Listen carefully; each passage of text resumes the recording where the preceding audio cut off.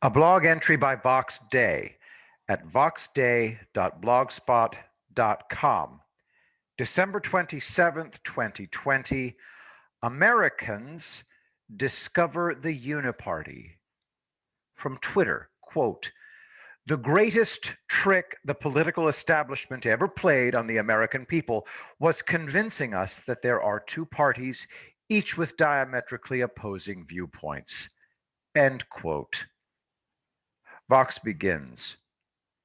I'm not sure I'd even place it in the top 10 myself. Nevertheless, it is good to see that in the bipartisan opposition to President Trump, the average American is now beginning to recognize what was generally regarded as a strange and radical position back in 2004. Link in the post. And you may find the bolded sentence to be interesting in light of current events. Remember. A failure to remember the lessons of the past is the great weakness of the voting populace and is exploited by the bifactional ruling party every 4 years. The present election is always the election at which everything is uniquely at stake. The idea that the global jihad was the deadliest threat to ever face America would have been rightly laughed at by those voters worried about an aggressive Soviet Union in 1980.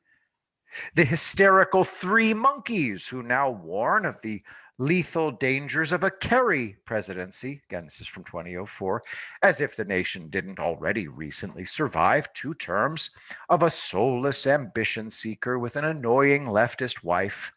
Forget how they swore up and down that keeping Gore out of office was the most important vote anyone would ever make. On the other side of the false divide, the little red book Democrats spit foam-flecked drivel in comparing George Delano unfavorably to Hitler, Caligula, and Genghis Khan, somehow managing to skip over the fact that this Republican president has done them the service of expanding the central government further and faster than Kennedy, Carter, or Clinton. Like the three monkeys, the little red books are mesmerized by the initial, in parentheses, before the name, everything in the party, nothing outside the party, nothing against the party. But the bipolar construct is an old one. It has been a mirage since the elections of 1900, when J.P. Morgan and John D. Rockefeller were selecting the candidates for both parties. You may seriously believe that it makes a vital difference to the nation whether George Bush or John Kerry are elected president. It does not. Both Bush and Kerry will severely disappoint their supporters because the president is not a dictator. He is primarily a symbol, and a largely powerless one at that. Only a candidate completely devoted to dismantling the federal Leviathan can hope to wield any real power. And that is mostly negative.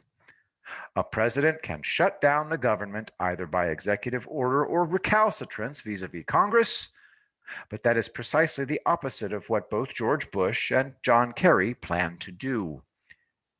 There is no party of small government in Washington, D.C. A vote for either candidate of the major party is a vote for big government, now and bigger government in the future. If that suits you, then by all means vote for one of them. If not, it's far better that you vote for no one at all than betray your principles based on rationalizations of lesser evils and secret plans. I will be the greatest president that God ever created.